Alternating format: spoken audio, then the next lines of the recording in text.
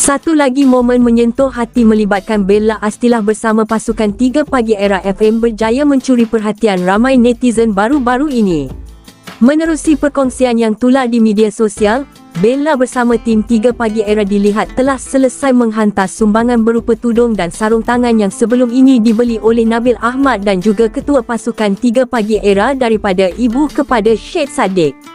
Apa yang lebih menyentuh hati, sumbangan tersebut kemudiannya disampaikan kepada para guru di SMK Pendidikan Khas setapak sebagai tanda penghargaan atas jasa dan pengorbanan mereka dalam mendidik anak-anak istimewa. Rata-rata netizen memuji usaha murni yang dilakukan oleh mereka semua. Menurut ramai pengguna media sosial, inilah contoh terbaik apabila individu yang mempunyai kelebihan dan kemampuan memilih untuk berkongsi rezeki dengan mereka yang memerlukan. Antara komen yang mendapat perhatian ialah apabila netizen mengatakan bahawa golongan yang berkemampuan seharusnya menggunakan peluang yang ada untuk membantu dan menggembirakan orang lain. Mereka juga menyifatkan tindakan ini sebagai satu amalan yang sangat mulia dan wajar dijadikan contoh kepada masyarakat.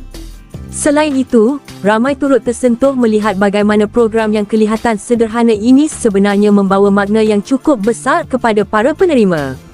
Ada yang berpendapat bahawa penghargaan kepada guru-guru, khususnya guru pendidikan khas, sememangnya sesuatu yang sangat bermakna kerana tugas mereka memerlukan kesabaran dan dedikasi yang luar biasa.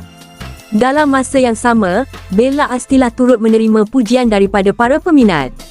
Ramai yang mengatakan Bella bukan sekadar hadir sebagai selebriti, malah sanggup turun padang dan terlibat secara langsung dalam aktiviti kebajikan seperti ini. Malah, peminat yang dikenali sebagai Base turut meluahkan rasa bangga melihat sikap Bella yang sentiasa merendah diri dan mudah mendekati masyarakat. Ada juga yang berpendapat sifat penyayang dan prihatin yang ditunjukkan Bella membuatkan beliau memiliki ciri-ciri seorang wanita yang baik dan disenangi ramai. Tidak kurang juga yang mengaitkan perkara tersebut dengan hubungannya bersama Syed Saddiq.